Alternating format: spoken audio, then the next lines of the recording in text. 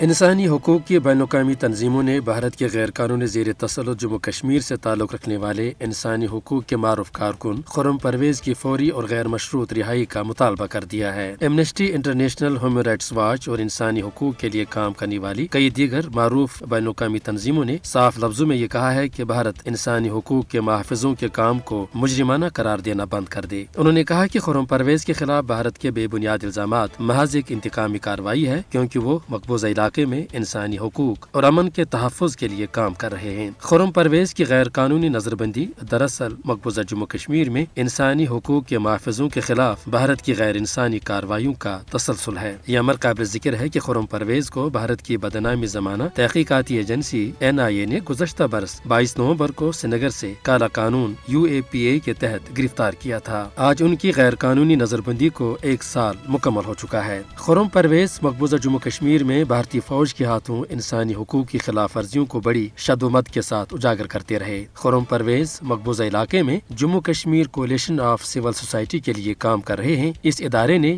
یہاں قابض بھارتی فوج کی طرف سے انسانی حقوق کی سنگین خلاف ورزیوں کے متعلق کئی جاندار رپورٹیں شائع کی ہیں، جس سے یہ صاف پتہ چلتا ہے کہ بھارت کی قابض فورسز مقبوضہ جموں کشمیر میں انسانیت سے کھلواڑ کرنے میں بالکل آزاد ہیں۔ مقبوضہ جموں کشمیر میں انسانی حقوق کے کارکنوں کی منمانی گرفتاریاں، ان پر بے رحمانہ تشدد بھارت کی ریاستی دہشت گردی کا واضح ثبوت ہے۔ در حقیقت مقبوضہ جموں کشمیر میں انسانی حقوق کے لیے کام کرنے والی تنظیموں اور ان کے اہلکاروں کے خلاف فسطائی بھارتی سرکار کی کارروائیاں اس امر کی عکاس ہیں کہ بھارت کو بین الاقوامی انسانی حقوق کے قوانین کا کوئی پاس و لحاظ نہیں ہے۔ انسانی حقوق کی بڑے پیمانے پر خلاف ورزیوں کے سبب مقبوضہ جموں کشمیر کا علاقہ بدترین خطوں میں شمار ہوتا ہے، جہاں بھارت کی قابض و غاصب فوج کالے قوانین کے تحت بری طرح شہری آزادیوں کو پامال کر رہی ہے۔ مقبوضہ جموں کشمیر میں انسانی حقوق کی تنظیموں اور کارکنوں کے خلاف مودی سرکار کی ان انتقامی کارروائیوں کا بین الاقوامی برادری کو نوٹس لینا چاہیے اور ان جرائم پر بھارتی حکمرانوں کو جواب دہ بنایا جانا چاہیے۔